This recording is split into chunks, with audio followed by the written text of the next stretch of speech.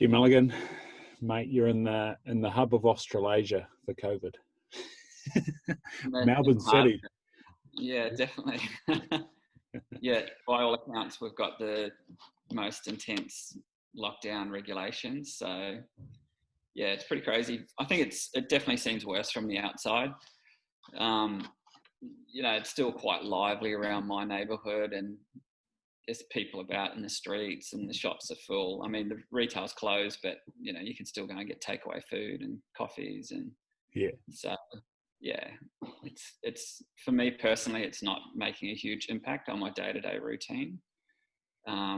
Just getting away on the weekends is the only catch for me. That's been an issue, but I work from home and do a lot in my kind of local area anyway, so like for me personally, it's been fine.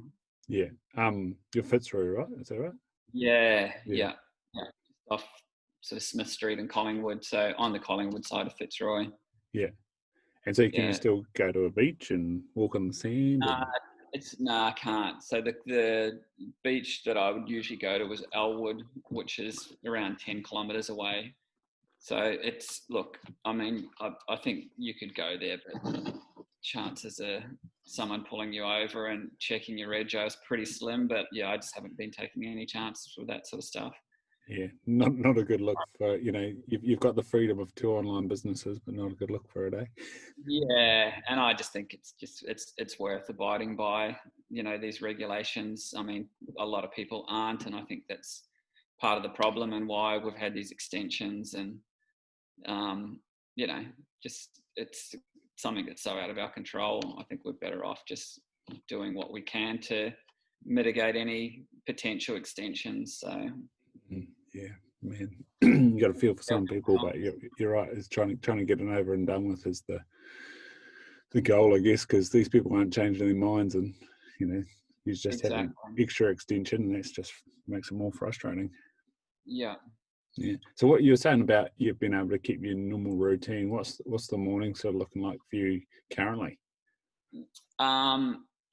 My routine doesn't really change no matter what's going on. Yeah. But yeah, pretty much the same as what it always is. So early start, 6 o'clock, go for a run, do a 5K run in the morning, all the usual box tickers, cold shower, journaling, meditation, bit of yoga. So yeah, my day, usually getting into work, by the time I get that sort of routine out of the way, I'm into work by sort of 8 o'clock in the mornings. And then I just kind of do blocks and then just break it up with things during the day. So I'll work till 10 and go for a walk, grab a coffee and do a bit of a lap of the neighbourhood, and then come back and do another block for a couple of hours and cook some lunch and a little bit of another block, and then some training in the afternoon, and try and wrap things up by 4 o'clock. Nice. Yeah. That 10 a.m. coffee, is that your first one? Yes, I don't have coffee before 10. I did today, actually. I had a decaf, but I'm fasting today, so I'll have a black decaf if I'm doing a fast. So I'm doing about 3 sort of 18, 20-hour fasts a week at the moment. Wow, yeah. And then you said cooking lunch, is that your first meal? No, I usually have a decent breakfast. Yeah. So just being less active, I guess. I mean, I'm active. I'm doing, I'm running and training, sort of doing strength training 4 or 5 times a week. But I just find being with these restrictions, you're just not out and about as much. So I'm generally having 2 big meals a day, like a good breakfast at around sort of 9. If I'm fasting, I'll have a decent lunch and then a big dinner. Otherwise, it'll just be like a decent breakfast and then a decent dinner, like an early dinner at sort of 5 or 6. Yeah. Before I was doing the ultra training, that was kind of how I was trying to structure my day, because I do enjoy breakfast, and I don't know, I just found that doing breakfast and dinner worked quite well. And you can have those 2 good sized meals as well as lunch. I don't know. I think lunch is easier to get through, eh?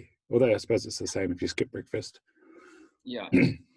Yeah, and it's the same amount of, my calories don't really change. I mean, not that I'm counting calories or looking at anything, but, I know that I'm still eating a similar amount of calories, whether I have 2 meals. But I just, like you, I like a big breakfast of bacon and eggs and avocado. And so I'm not missing out. Definitely not missing out. Are sardines on your plate? I do. I have them occasionally, but it's definitely not a staple. Yeah, I was one of those retards when Auckland went back up, escalated. I was in the supermarket and bought a whole box of sardines. The lady was probably looking at me like, "What are you doing? These are disgusting. Yeah. Why would you stock up on these?" I was like, "I'm not really stocking up. It's just that I eat them every day." Yeah, I do get them in there, but I prefer something fresh. Yeah, something a fatty fish that's fresh rather than something out of a tin. Yeah, and you're able to go to the market today, is that right? Yeah. So the market's 5 kilometers from my house, which is epic. So I just scrape in with that one, and that's kind of my social outing for the week. Yeah. I've got my kind of little circuit that I do of, the seafood and the butcher and some fruit and veg and stuff. So, and it's just lively. There's people around and it's cool. Go and smash some oysters and have a bit of a chat and stock up for the week. It's good. Well, for a few days anyway. Is everyone masked up? What's the vibe? What's that? Sorry? Everyone's wearing. Yeah, it's quite strange, the mask thing. I've definitely noticed you can definitely read people's personalities by looking at their eyes. It's I mean, it's wacky. It's weird like that. You can see someone smiling, like you can pick up on a smile or a vibe from someone with their eyes. But it's quite strange. Took a while to get used to it first, but it just as bad as what it sounds, it just kind of seems normal now. It's kind of scary, man. It's what you're saying about the eyes and stuff. That's what cracks me up in New Zealand, where there's bugger all people wearing a mask, and then I'm out for a run, especially if it's like early morning or late in the evening, and you're going past people, and you sort of expect to get some sort of acknowledgement. And the ones that just stare at the ground and don't do anything, you're like, well, what's going on with you today? Yeah. New Zealand, one thing I noticed when I go to New Zealand, everyone says good morning. I mean, it seems like such a small thing and a polite thing to do, but you don't have that kind of interaction with public when you're in a big city. No, well, imagine how many times you'd be saying good morning if you were walking around Melbourne. When I went back to New Zealand at Christmas to my parents' place, I'd go for my run or my walk in the mornings, and every single person would say good morning. And it's at times I got to the point where I was like, fuck, why do you have to say good morning to everybody that you go past? Was that fatty? I just want to put my head down and have my morning walk, which, that's just such a city mentality to have. Yeah. Was that in Fitty? It's nice. It's really nice, yeah. Did you hear me? Was that Whitianga? Yeah, it was at Whitianga. Yeah. And when my daughter and her boyfriend came over, that was one thing I said to them first morning I went for a walk. I was like, oh, you watch, everyone will say good morning here. And it was hilarious. Everyone said good morning we walked past. It's really nice. Honey's spent her whole life in Melbourne, is she? Yeah, pretty much. She was born in Sunshine Beach up near Noosa.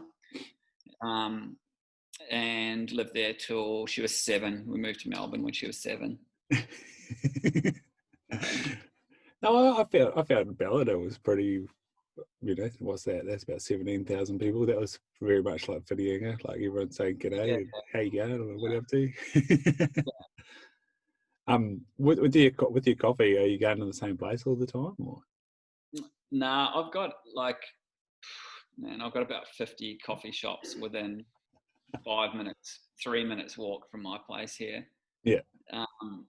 So I go, I just kind of do a bit of a lap. I've got a couple of my favorites.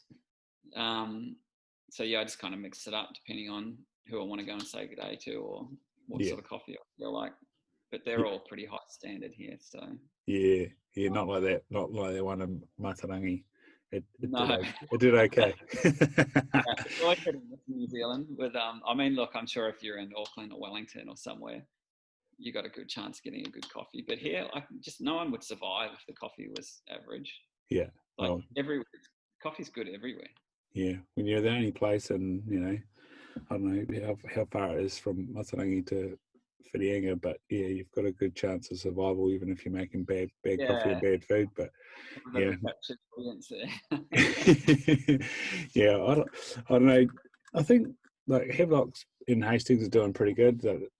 There's plenty of guys rocking All Press or Kokako or Supreme. That's what I just ground up the last of my Supreme beans. I think there must have been something they did with lockdown, thinking that none of the cafes are going to be able to serve coffee, so they put a bit in the supermarkets, which is good for us as people, people grinding up on the weekends. But are most of the guys in Melbourne doing it themselves?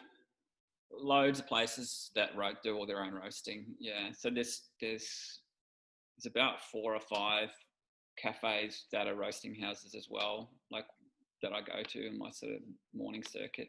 Yeah, it's nice. You walk in, they've got beans roasting. You can smell it down the street. It's super fresh, and yeah, it's really nice. It's like Hawthorne just down the road in Havelock North. They do it as well, but it's so much better smell than I used to live when I was at Union Dunedin, the Greg's factory making bloody granulated coffee. That place would just stink out the whole of North Dunedin with this burnt coffee smell. It's horrific. Yeah. Compared to that nice, fresh bean roast. You're just like, what are they doing? What are they doing? It's such a good smell. Like when I go for my run in the morning, every now and then, depending on which way the wind's blowing, you get a little whiff of it in the air, and you're like, that's me. Yeah. And so where you are now, your little loft, that's the office as well, is that right? Yeah. I was really fortunate. I rented this place. It's a warehouse, and I met the owner a few years ago. I rented it on Airbnb. I had about 3 years where I was just living out of Airbnb, moving somewhere every 6 weeks. And yeah, we ended up just becoming mates. And so when at the start of this year, I was looking for somewhere for a work office and somewhere where I could have some storage. And I was also looking for somewhere to live, and this place came up, and it just kind of coincided with everything that was going on with COVID. And I was like, fuck, I'll just pull my, the minimum amount of stock I've got out of one of my warehousing 3PL systems, put that here and do my own pick and pack for my online orders and live here. I was actually going to put it on Airbnb myself. Because it was doing good. It was making $1,000 a week on Airbnb. Shit. Yeah, so that was kind of just going to be a bit of a side thing. And then with the COVID stuff happening and the uncertainty around that, I was like, I'm just going to live here and put my office here as well. And for me, it's a pretty big saving across, for the business and for my personal rent and stuff. Yeah. But yeah, it's been really good timing. What does 3PL mean? It's like a pick and pack service, where like a company where you dump all your products and they do your warehousing and pick and pack and process all your dispatch for you. Like third-party logistics. Yeah, third-party logistics platform, yeah. Yeah, just took a little bit of thinking. What was 3PL? Yeah. and so you were sort of going to Fifth Element for a bit there. Are they back open or...?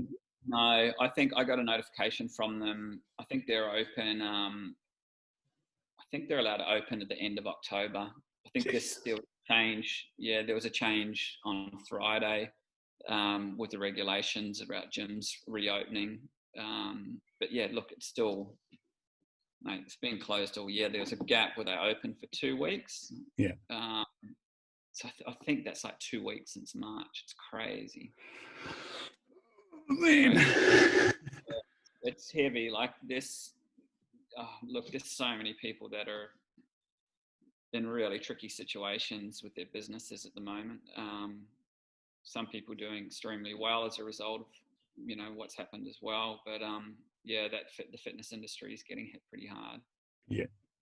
And so you said you're still doing strength stuff. That's like the chin-ups and parallettes and things. I've got I've got like a barbell at home and chin-up bar and bits and pieces. Like definitely enough to punish my body. I've just made my workouts a little bit, made them a little bit more kind of CrossFit style WOD kind of workouts because I don't have a huge amount of weight.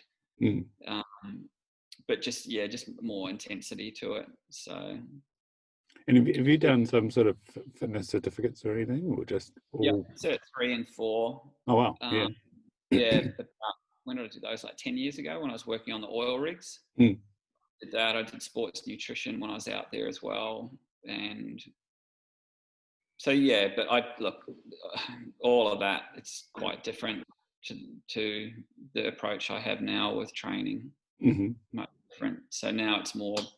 I have incorporated a lot of mobility stuff and yoga and just mix it up.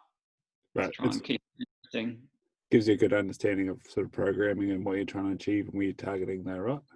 Yeah, to a degree. I don't do any programming though. I just, if I feel, like I just go through different stages where different things that I'll feel like doing or focusing on, or I'll see someone doing, like Keaton and people like that. There's always good content that's out there that you kind of go, oh, okay, I'll slip that into my routine. And so. Yeah. How far, what's the plan with running? Is it just a free fitness regime at the moment, or is that something you're doing for a reason? I've been doing it. I've been running quite a bit over the last sort of 3 or 4 years, but it's more just to get myself to just something to do in the mornings. I just like doing something in the mornings. And I don't know. I don't do much. I'm not working towards anything, but I just do like a 5K run in the morning. I just feel good when I come back from it. Just, some kind of cardio on an empty stomach in the morning, especially on fasting days. I don't know. I feel like it switches my brain on. I'm a little bit more focused with work and it's good. Yeah, but probably a bit of extra ketosis going on and all that. You don't have to wear a mask. You don't have to wear a mask in the run. So it's the only time of the day that you're outside without a mask on, which is nice. And what have you done for that? Have you made one or just got a stack? I've just got one of those normal, surgical masks or medical masks that everyone else is wearing. I haven't gone down that kind of trendy, stylish mask route. I'm not sort of investing too much into it. Get a bulldog on your face or something like that. You could get like your modern pirate, the base of that, the pirate dude. Yeah. You could get 100 of those, and there's another little item on your store, mate. Like you said, some people's businesses are doing good out of this, and people being at home, and especially in New Zealand with subsidies and stuff, it's burning a hole in a lot of people's pockets. What's sort of the support going on in Victoria?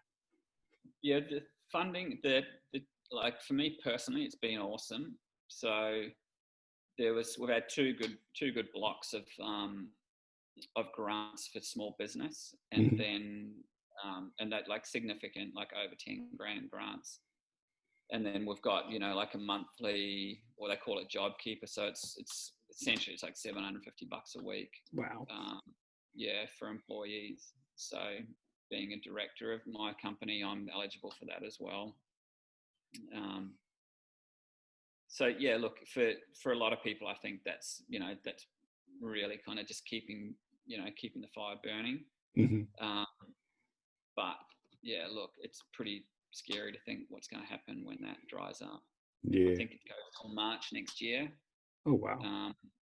So I think there's a lot of people still even considering they're getting that small amount of money covering some of their employees' wages. It's pretty scary to think when things do reopen, like the ground they've lost that they've got to try and make up is going to be significant. And what have you noticed with supply? I was talking to Ross Gaydon the other day about his high caliber oils, and he was sort of saying, "Oh, I'm trying to get bottles." And I said, "Oh, is there no one in Australia making them?" He said, "They are Australia made. I still can't get them." Like, how's your supply chain Yeah. going? I'm good. Yeah, I'm pretty good. I haven't had any issues with anything. I always keep a pretty decent amount of stock on hand and package, in regards to packaging, like my sort of MOQ minimum quantities that I need to order are pretty significant. So yeah, I was lucky that I had a lot of stock there. Is that from your supplier, or that's how you structure to just have a big MOQ to save money on the? Yeah. So I just order in bulk. I mean, I've got no choice. I have to with what the packaging that I do. Yeah. It's always minimum 10,000 units of each thing. Wow. And I've got 16 products, so it's it's a pretty significant amount that's always there on hand. And I was really fortunate. I got picked up by the best distributor in the Southern Hemisphere in January this year with Modern Pirate for Australia and New Zealand. So they took a lot of stock then. So they've, even though there's been challenges around, hitting targets for this first year, they've still, had a lot of stock in their system as well. So we've been fine. And how far into the New Zealand market have they been getting? It's pretty, like, they started in February. So, obviously everything shut down in March. So it was just early stages. So they've really only kind of started pushing into New Zealand. I think they got stock there in June, July. So yeah, I'm pretty sure you'll start seeing it popping up around the country, which is cool. I have to bring it up with Clinton. Like, he's a good dude, loves a good story, and actually my new flatmate, after I saw him on when was that, Wednesday, he was like, "Mate, where'd you get your haircut?" And I said, "Oh, go see him, Clinton Christopher. He's a good dude, loves a good yarn." And sure enough, he came back on, I think, Thursday or Friday, saying, "Mate, he's a good dude." You're a local barber. Yeah, he's a hairdresser. And that's what I've sort of found. Best barbers are hairdressers that have gone, taken a male focus. And the guy that I used to go see in Invercargill, he's sort of gone to Sydney and London and done hairdressing and come back. His place in Invercargill is a salon, but he's basically cuts half of Invercargill male's hair because he's the dude. That's cool. Same in Hamilton. There's a few of the sort of franchise barbershops going and around, but there's this one fellow from Auckland that's set up in the middle of the city, Fox Kennedy, and again he does a really good job. He sort of keeps trying to find other barbers to join him so he can have enough chairs, but it's when you're holding a high standard, you got to have people work for you that live up to it, eh? What are the guys around Melbourne sort of like? Is there a shortage of quality barbers around? There's loads of shops, and I know that, it's a really transient trade. Like the barbers seem to move around a lot. It's like, I think the standards just getting better and better every year. There's some really good education platforms now. And yeah, there's a really broad range. You can get a $20 haircut, or you can get a $60-$70 haircut from a barber. So pretty much, everything in between. As you sort of supplying the market, what do you sort of like, obviously, as you were saying on the last podcast, being small, your product has to sit there at the price so that there's margins, and you were saying about the competitions from the big brands makes it tough. But what is it about the complete experience that makes someone feel good about paying $60 in the barbershop? In the barbershop, yeah. And then buy a $30 product afterwards. I think it's just the environment and the quality of the shop and the quality of the haircuts. So it's, it's probably, there's a few different tiers to it. Like there's, again, like what you're saying, there's more salon kind of background barbers that have gone in and opened up shops that have kind of got this barbershop feel, a bit of a traditional feel, but they're just much cleaner and slicker. And they do feel like, you're in a modern guys focused salon.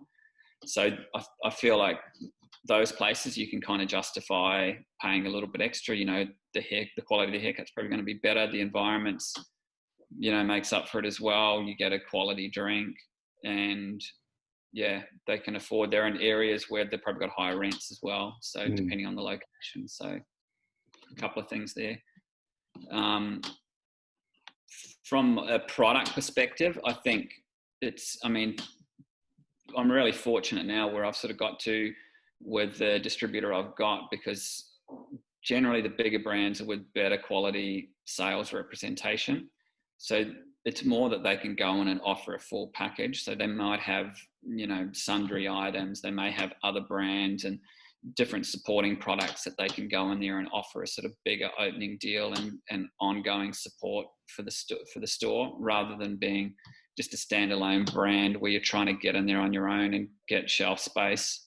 And you're competing against these bigger distributors or, you know, multinational brands. So I've found it's been really good for me being with this distributor, Haircare Australia. Just having that service and having them, you know, being able to offer a, you know, one-stop kind of service for the stores, the salons and barbershops. And often, like when you go into salon, say, like immediately comes to mind, Redken will have like a gigantic point of sale up. Is there much of an expectation from the barbers to come along with point of sale as well? Depends on the store. I don't think it's as important. A lot of the stores don't want, you know, that sort of, a lot of the barbershops don't want that. They've got their own aesthetic that they're trying to, you know, cultivate. So having something that's too dominant or maybe, you know, conflicts with their look is not, it's not such a priority. I've got a pretty slick little counter display unit that's been working really well, like a drop feed system. So things like that, like it's just store dependent more than anything. Lots of fun. Yeah. And so now with the distributor, are you getting to sort of like you've got an agreement to be involved for a few years, right? Yeah, so it's a 3-year contract with them.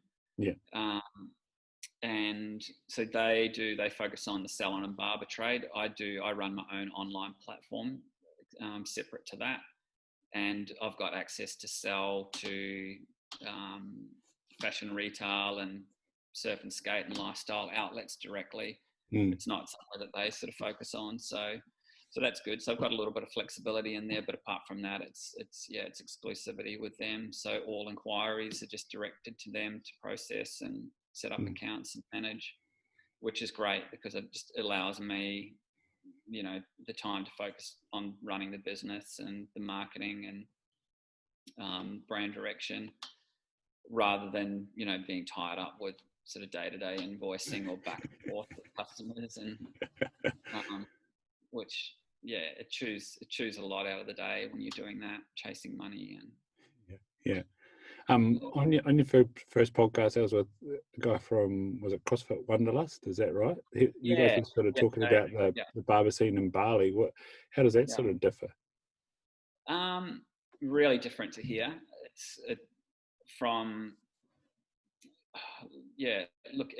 still evolving. It's one of those things that people have seen the trend and jumped on board. Like there's a heap of stores, really cool barbershops, good barbers. There's lots of, you know, quality places to go to. From a product standpoint, they don't really focus on, you know, the direct retail to the customers, not in the same way we do here. And they generally have like a consignment model for product. So it's just product on the shelf that they're reimbursing a supplier once the product's sold. So it's tricky. I've got a distributor for Indonesia, and it ticks along, but it's a hard space. Majority of the country, you know, it's a $5 haircut. So to spend $30 on a jar of product at the end of it's a little bit tricky. Yeah, that's what I was going to ask you. Are they trying to niche out on the holiday and expat market, or are they just really going with where the market's at? No, definitely. Like in Bali and Jakarta, it's quite different. You know, obviously there's a, you know, it's a really different demographic. It's, you know, there's a huge youth. I think it's the fastest growing youth culture in the world, Indonesia. So there's definitely plenty of opportunity there, and there's a lot of money. You know, there's a lot of wealthy people as well. So it just kind of it depends where you're placed. Yeah, with the CrossFit Wanderlust, what's he sort of charging for a casual session? Like, I think it's still around $25. Yeah. Okay. Yeah. So it's like what you'd expect to pay for a CrossFit box. Yeah, I mean, everything in Bali is pretty much comparable to Australia, price-wise. Those sort of services, going to the gym. I mean, a little, maybe not. Depends where you go, but any of the kind of Western places, even eating out, even the restaurants that are, you know, like decent standard restaurants, it's Aussie dollars. You know, it's a comparison. It's very, very close, but it's not as cheap as what it. I mean, all the options are there. You know, you can have a $3 meal on the side of the street from a local restaurant. That's insane, you know, but, you know, who knows whether it's always a little bit touch and go whether you get sick or. Yeah, how your next day goes, or 3 days. Yeah, it's hard, but all of those services, everything that's sort of marketed to the, you know, to the expats and the Westerners, you're pretty much paying what you'd pay here. And is that only sort of centered around Denpasar, or expanding out to the wider townships? Denpasar's more, it's not so, Denpasar's kind of like the big urban kind of city sprawl where there's a lot of industry. Yeah. But then when you come down to around the coastal areas, Kuta, Legian, Seminyak, Canggu, all through there, that's where it's it's catering to mainly to the tourist trade. Canggu, there's a lot of expats and that sort of area. Yeah, I went to Ubud, and that was very much temples, and then in the rice paddies, the odd restaurant. The charge there was kind of a cheap New Zealand meal. That was, but that was 5 years ago. Things probably changed. Yeah, I mean, it's just every option's there. You know, you can eat cheap, or you can eat and pay, you know, extremely high prices. Yeah.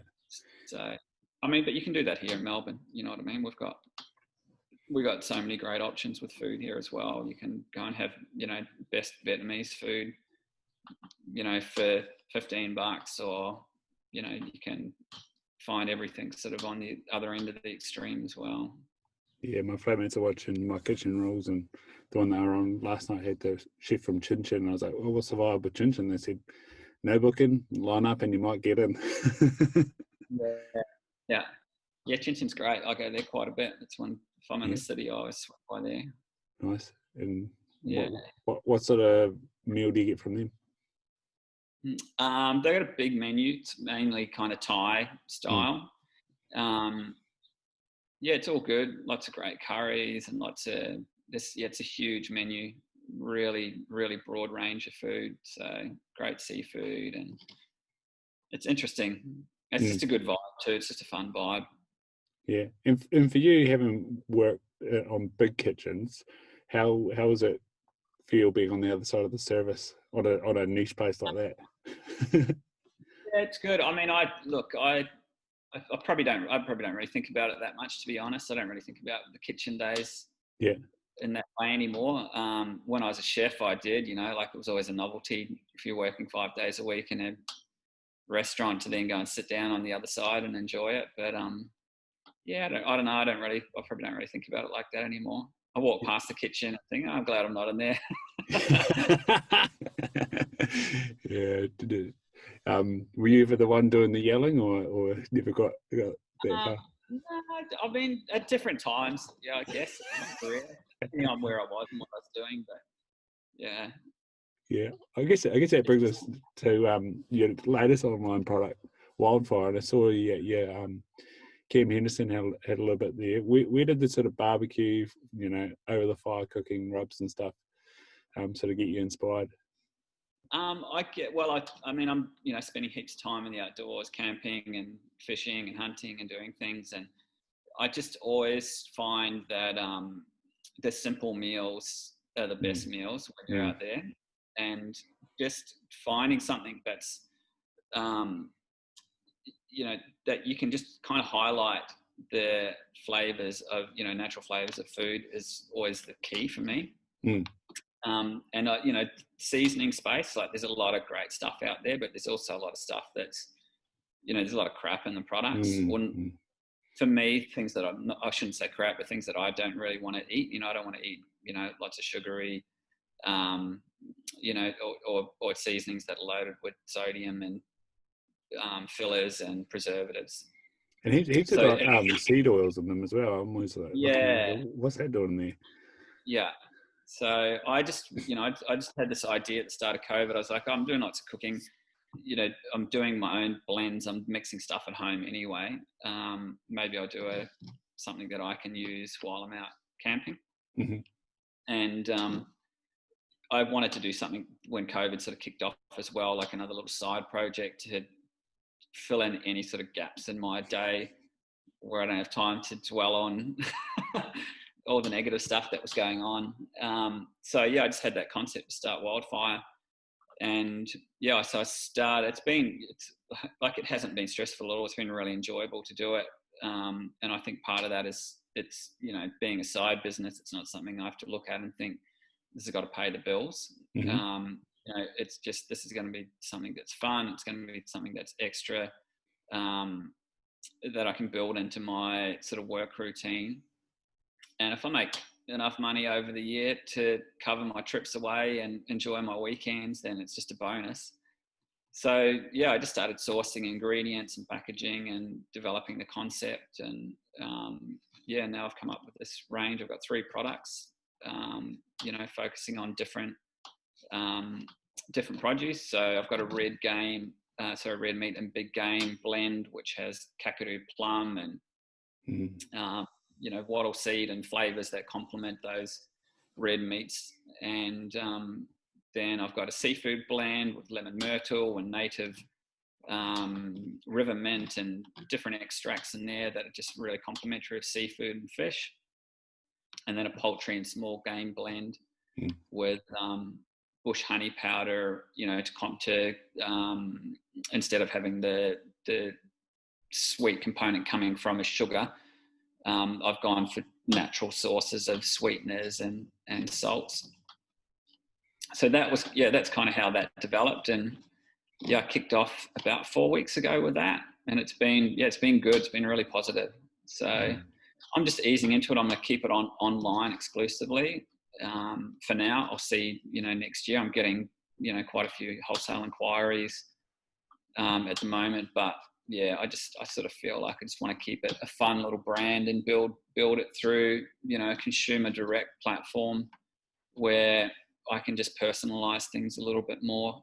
Yeah, you're saying about paying your weekends. It'll pay the service for that Land Rover, mate. Keep the world running. Definitely. Yeah. And you've had it with Dan Hawkins, DP Chef. He's a man, another quality Kiwi export, as I say in the read from Modern Pirate. What's his vibe sort of been? And again, he's fishing and hunting. What does he reckon? Yeah, it's been good. So Dan was a key person. He's an insane chef. So, I definitely, it's just such a personal thing, flavor and taste and, cooking methods. So one thing I wanted to do was get it in the hands of some quality chefs and get their feedback. And, I can always tweak things as I go, but just get the foundation stuff right. So Dan was one person. He was one of the first people I contacted and said, look, can you give me some feedback on these blends? And and it's been awesome. He's been stoked with them. So that's been good. Sarah Glover's another person who's obviously pretty well known. Is she the one that's been who's been hunting with Eamon lately? Yeah, she's done a couple of the trips. She's a Tasmanian chef. She's got a huge following. She's been on Gordon Ramsay's show. He came and did a show with her in Tasmania. And just a really big profile. So all of her food, she's got a catering platform called Wild Kitchen, Cool. where everything's cooked over the coals and open fire. So yeah, she was one person that was high on the list as well, and I was really fortunate to connect with her and get her and Eamon, in the same place at the same time. Eamon did all the photography for me. Shit, he's a wizard, eh? Yeah, it was cool because I couldn't do anything. I've been on lockdown, yes, I can't even get away to shoot content. So that was kind of pushing out a lot of stuff with getting the brand off the ground. So yeah, it was really awesome to have Eamon. Eamon's such a polymath, eh? Like this, obviously there's the skateboarding, there's the videography, the photography. He, with his background, with his family, he's not shy of trying things out on his Traeger or on the grill or whatever, or even over the fire. Yeah. Like his brother's a very well-known chef in New York, and his mum owns I've got a restaurant on the family farm, and so yeah, he's pretty handy. He's pretty handy in the kitchen. And did you get out with him in the little window that you had? No, I didn't. No. I think we had about a 4-week period between the initial lockdown, the first sort of 3 or 4 months, and yeah, then this more stricter one that we're currently in now. And did you get out for a hunt or just camping and fishing? Yeah, I got out a couple of times for a hunt and a bit of fishing as well. My mate Craig's got a boat, so we sort of got out in the bay here in Melbourne. And cool. I'm hoping at the end of this month that we're allowed to fish again, because I mean, there's definitely areas within the Melbourne metro zone, this sort of stage 4 lockdown zone. There's plenty of areas in the bay in Melbourne where the fishing's great, some spear fishing. Just no hunting locations. Yeah, and free diving, how are the lungs going without getting under the water? What's that? Sorry. How are your lungs feeling without getting out under the water? Are you doing sort of breath work and things? No, they're fine. Yeah, I do plenty of breath work, so yeah, I'm pretty fine with that. I mean, it's different when you're in the water, but no, I'm definitely conscious of that. I do some tables. I've got some breathwork training tables that I slip in each week as well. So just try and keep on top of things with that. But it's hard with the breathwork. The fitter you get, the kind of worse it is for free diving. What's the capacity of that?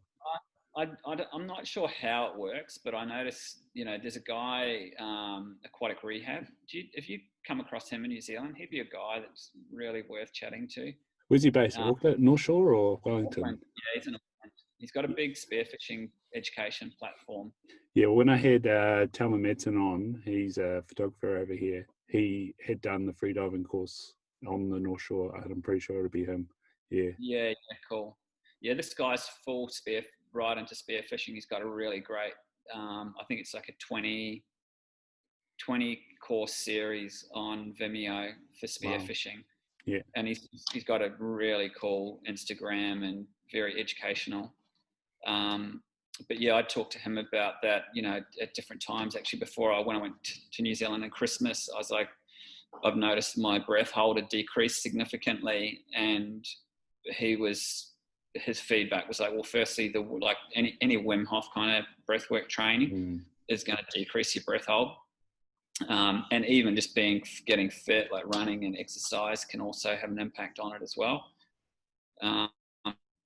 So yeah, it's kind of counterintuitive, but I just want to try and find that balance in there. Like spearfishing, you don't need to be able to hold your breath for a huge amount of time like you do with free diving. It's more just managing those, the cycles in between and understanding what's going on with your body, so you avoid any of the shallow water blackout issues with,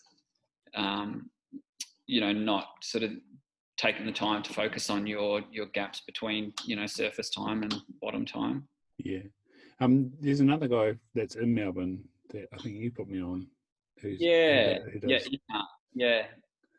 South African guy. He does free diving and spearfishing courses here as well. Yeah. He's a really interesting guy too. So has the bay got quite good fish numbers in it that you can sort of get around? Is it? Insane. Yeah. And what about shellfish? Plenty of scallops.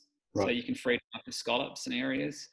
I don't think things like pawa or abalone are that prolific in the bay, but there are spots where you can get them.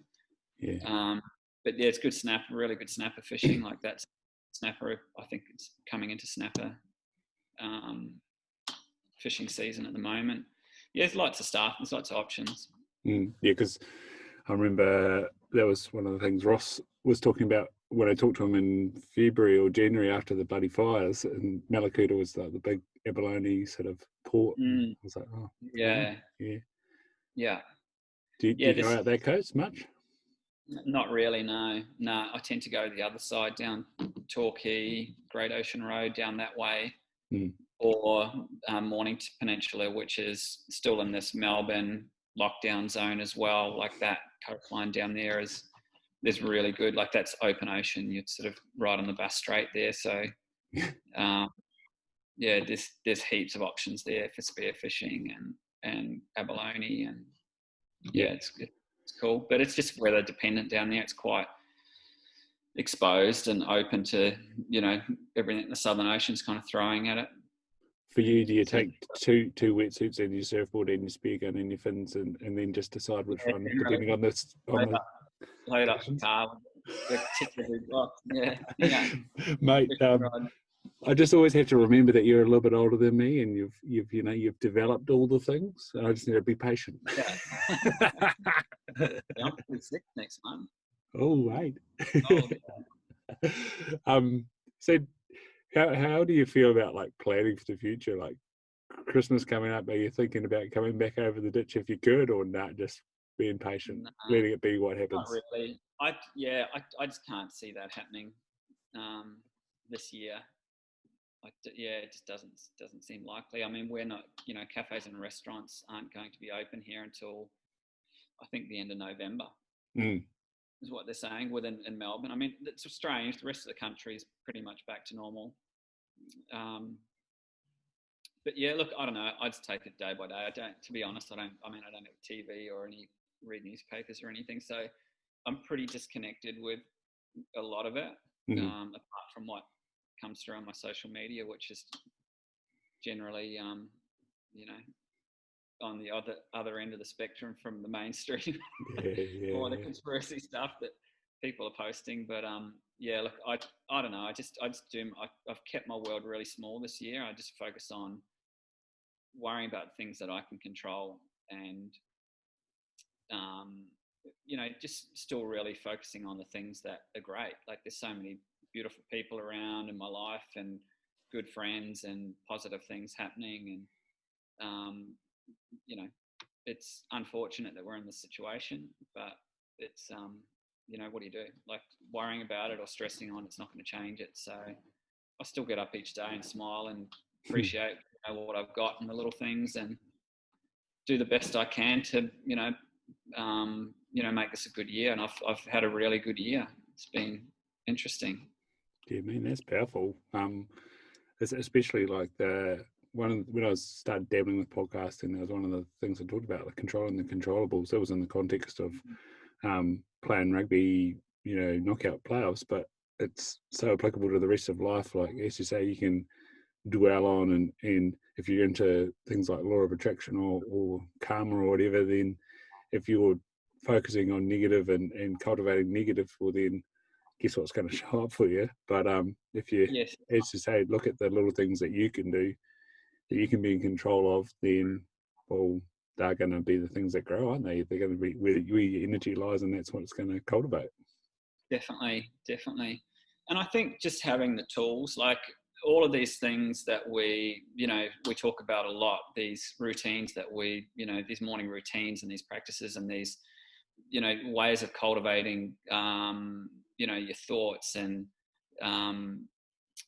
focusing on the positive aspects of life. I think all of those little tools, when you're really consistent with that stuff over a long period of time, when you hit these kind of crisis moments, that's where you get the value from those things. And it's a really grounding thing to have in your life. You can kind of come back to these things that you do have control over each day that will impact on your life in a positive way.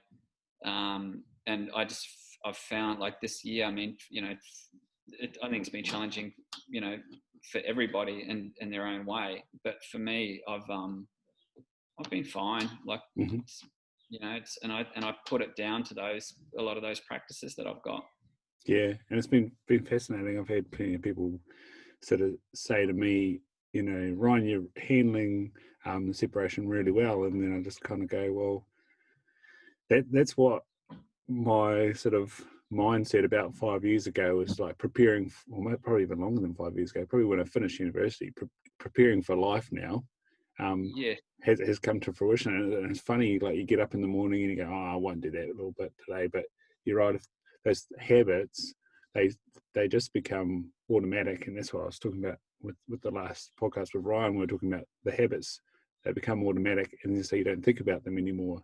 And it's not until you do have a conversation with someone that's not considering those sorts of stuff that they kind of go, well, you do so much. And it's like, oh, that's actually just my patterning now. And it's funny, like you say, when big things happen, you've got those tools all of a sudden, and it does seem kind of ridiculous or silly when you look at it in a micro level, but when you scale it out and you're ready for anything, well, not anything, but most things, you can handle it and keep going. It's pays dividends, eh? I think so too, and it's one thing I've noticed. It's been interesting to observe different people, you know, their reaction through this time, or you know how they've dealt with a lot of these situations that have been arising through, you know, the changes this year. And yeah, it's the same thing. I've had a lot of people reach out to me and asking me or you know, checking in, I guess, on things. And the people that I've seen that have struggled or that you know, finding this time really challenging, like on personal level, or whether it's business or just, you know, being in isolation or not having this, you know, the social stimulus that they would usually have. It's usually people that don't have the structure in their day, and I think, you know, there's a huge part of the population that, you know, without having to check in at work at 9 o'clock in the morning, be told that it's smoko at 11, you know, finish work at this time and do this at this time.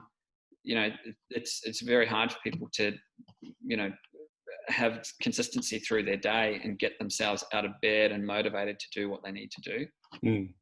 So I think, yeah, having these practices that, you know, they seem quite regimented and structured. Like for me, it's like, I want to get up at this time. I need to do these things at this time of the day for my day to function in a way that I want it to, at the best, you know, and function the best that I can and feel the best that I can. And then, you know, I want to go to bed at a certain time and get a certain amount of sleep, because I know that's going to make my following day, you know, be more productive. You know, it's you need to be consistent with that stuff, and it's you need to be disciplined. And it does seem ridiculous on a micro level at times, but it's you really see this return on that investment over time or through these challenges. I think you just become more resilient, and you have I mean, especially with the meditation and some of the morning stuff, you just have a less reactive approach to things. And I think you can kind of make better choices around, you know, what you're doing with not only personal life, but with, you know, with business and your interactions with other people. And yeah, it's really valuable. A couple of themes that have been showing up for me lately has been like that personal sovereignty type stuff. And even I was listening to Rogan and Ron White talk, and then Rogan and Tim Kennedy talk, I think, and Rogan and Mike Tyson talk, and that was all of that was about like being good in yourself. And then the opposing thing that's come up in a couple of conversations just like from other people is the attachment theory type thing, and you know, that falls across relationships, habits, and then what motivates you, like you're saying, being attached to that 9 o'clock start time, the 11 o'clock smoko, you know, the Friday night drinks, the Saturday hangover. Like you can be comfortable in yourself and then sort of be removed from those attachments. And so with a couple of friends I've been talking about, like you say, it's been interesting observing human behavior going on there. And and we were sort of saying that that's where meditation comes in as a positive, is that you can step outside of the situation and observe and not take it personally, not be attached to those interactions, and just go, oh, that's fascinating. Yeah, no, I agree. And I think just ultimately, you have to function in this world, like I say, in a sovereign state. You have to be good within yourself, to be supportive and caring and giving for other people as well. And, when you live in an environment, if you're constantly relying on external stimulation or, relationships or things to make you feel good, then, it becomes challenging when you get in a situation where you don't really have the choice but to be, in control of your own day and life and decisions on your own at home and locked down for a year. So, yeah. How are your parents getting on over there in Fiddy? It must be just like a little microclimate of what are you talking about? Yeah, no, they're good. They're really good. They just kind of do their own thing, but no, they've got a really nice life there. It's pretty simple, grow food, spend time with their friends and people in the area and fishing and diving. And yeah, how'd your dad handle not being allowed, inverted commas, to go fishing and diving? I don't know. It didn't seem like it was that long for you guys. It was kind of 6 weeks. They were fine. Yeah, I don't think they sort of overthought it too much. They just, did what they do, and yeah, they've got my brother there and their grandson. So yeah, they just kind of had family dinners and spent a lot of time together. And your brother would have been sort of contracted quite a lot to drop some fertilizer and clean up pests or anything? Yeah, he had a tough year. Like, it definitely, there was a couple of things that were going on. There was kind of like a drought. Yeah. Like up in that area, farmers weren't spending money. His work was slow for the first time in a lot of years.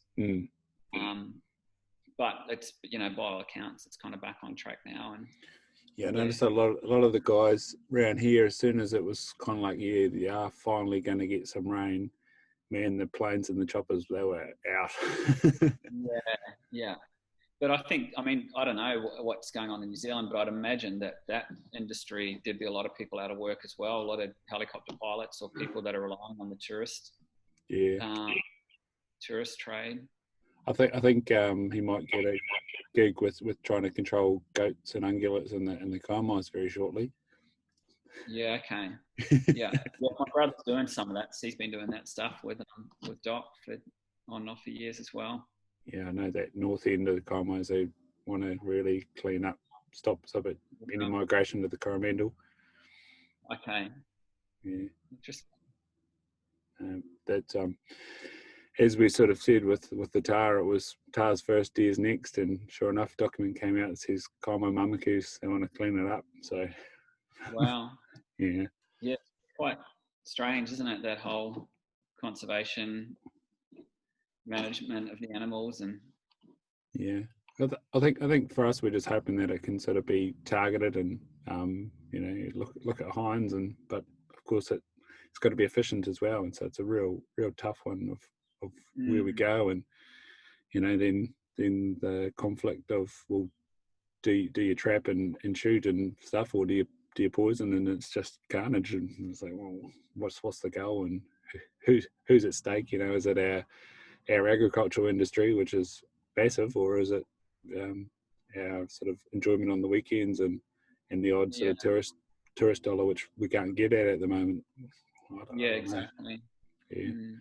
What's the general thoughts on New Zealand's, plan around opening up to the rest of the world again, or? Who would know, man? It's a hot potato. Like, obviously, the election was supposed to happen, I think, like this weekend actually, and it's next month now. And yeah, I think whoever gets in is a bit doomed, because the moment that they decide to open up, this is only my opinion, but the moment they decide to open up, then infection rate's just going to skyrocket. And even we've seen it with this latest cluster or outbreak or whatever you want to call it, that, from 4 people you're up to 170. And what's the population of Melbourne? I think about 5 million. Okay, so yeah, like that's how I was thinking the whole time. Like, compare us to Sydney or compare us to Melbourne, and obviously we're like massively distributed compared to those two places. But on a population basis, it was like, righto. So early on, the numbers of New Zealand and Melbourne were pretty similar. Yeah. Despite our dispersal. But now, obviously, you've had an outbreak, and not helped by protests and things like that. But lots of people interacting. But again, I don't know. What's frustrating me is the effect. Like, you sort of hear, unfortunately we had one person go into ICU and they were there for a long time and then they passed away, and and they were younger. That was the first younger person to pass away in New Zealand, and then it was kind of like, well, of the school kids, how did they fare? And there's sort of stories about kids not wanting to go back to school, and I understand that whilst the kids might not be affected if they take it home and their grandmother passes away or grandfather passes away, man, that's a heavy thing for a school kid to be dealing with. They're already dealing with massive disruption and exams and stuff. Like, the amount of final year kids that come in, and I'm just like, how's your year going? I'm like, I don't know. Or the ones that tried to do first year or gap year this year, and just like, oh, fine. I don't know. Yeah. Yeah, it just doesn't. I mean, look, it just doesn't seem like there's a clear right or wrong approach to it. But I just don't feel like it's sustainable to be dragging out this, in and out of lockdown kind of thing, and closing and opening businesses. Yeah. I mean, it's going to impact like on people's lives in such a devastating way over time. It was one of the big things that Tim Kennedy sort of put across, is like, it's not just you're telling me not to work, and so then I'm 3 months behind on my mortgage or my rent, and I've got kids and I can't feed my kids, and so then not only do I not have an income, a business that's supporting people, but then now me and my children are out on the street starving. You sort of hope that these supplements are going to prevent that, but at the same time, there's going to be cracks, and those cracks are going to keep opening up. Yeah, and there's a lot of people falling through. You need to tick a lot of boxes to be eligible. There's things in there that, or there's people in there that, I think you need to be a resident. So if you're someone here that's with your partner and you from the UK, and it's, you're just not going to tick that box, even though you're employed and you've had a job for however long. There's lots of little things, businesses that just aren't eligible for stuff as well, that maybe don't seem like they're, directly affected by it, but indirectly they're suffering as well.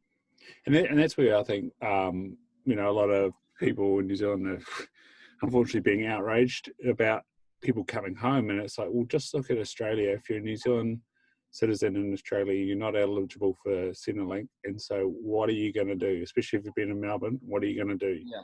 Like, you're going to go stuff this, I'm coming home, I'm going to sit there for 2 weeks, because that's what I'd be doing in Melbourne anyway. And then I'll get out and try to do something. And people are complaining about that. I'm like, well, the heck, it's you've got no option. Yeah, exactly. Yeah. No, it's challenging. It's a tricky one to know what to do. But I don't know. Again, for me, I'm just trying to focus on, my little world, and making the right choices and doing the best I can to get through it, and hopefully come out on the other side all right. Yeah. And so how have you found sort of having the odd conversation with people via podcast, man? You've had some sick guests. It's been fun. It's been fun. Yeah, I've been a little bit sidetracked with other stuff, other projects, so I haven't done one for a while, but I need to get back on. But it's been cool. It's been cool. Yeah, like you, I talk to people that I'm interested in talking to, and it's been a fun thing to do through this lockdown as well. Connected with some old mates and nice. Yeah. You caught up with Adam Kavner via the interwebs. Yeah. He looks like he's having fun at the moment. Yeah. No, it was anytime someone puts up a video of choppers, especially those Northern Territory cattle wranglers, man. I was like, yeah. Yeah, it's a crazy place up there, isn't it? Yeah. Is your brother ever gone up north, Northern Territory? No, he hasn't done anything over here. No. I'm sure he's driven a helicopter in a wild way. That's for sure. Yeah. Sweet, man. So where are people finding? Obviously, it's easier to find Modern Pirate. They hear about it every week on my podcast. Yeah. That's on Instagram as well, isn't it? Yeah, modern_pirate, and my personal Instagram is just Kent Mulligan. Yeah. And the new wildfire is wildfire.au. Nice. Yeah. So and it's pretty easy to track down. That's Instagram as well. You got some of that awesome footage from Eamon on there. Yeah, that's on there. Got the website up, and got a bit more content coming through. Like I said, Cam's got some stuff at the moment. I sent Cam some stuff from Hunter's Journal. So yeah, he's out for a weekend this weekend. Hopefully, chucking some meat on the fire would be good. Nice, man. And so that's we can get it over here. Yeah, just on the website. It can ship to New Zealand. It seems to be no issues with getting. I mean, there's delays with Australia Post here in Australia at the moment, but it seems to be getting through to New Zealand pretty quick. So wicked. We'll have to get on and get an order. I've still got a bunch of primal cuts to get through from that fellow doe, so they'd go perfectly. Work something out, mate. Yeah, sweet, bro. Have you come up with anything to summarize your last 5 months, like how you've got through? I would say nothing that stands out apart from things that we've touched on. I would say just really making my world small, focusing on the things that are really good in my life, and just working hard, putting time into things, and not, getting distracted by too many of the negative, stuff that's floating around about this whole situation. Awesome, mate. Lots of good to come out of it too, Yeah. Definitely lots of good things to come out of it. Appreciate your relationships and your friends and your family. And so, it just depends how you want to look at it, I guess. That's Absolutely. My approach. Absolutely, mate. Well, I'll let you get off and enjoy the Melbourne markets, just inside your radius and your daughter, and have a brilliant Sunday, brother. Awesome. You too. Good to see you. Yeah, man. Wicked. Cheers. Thanks, mate.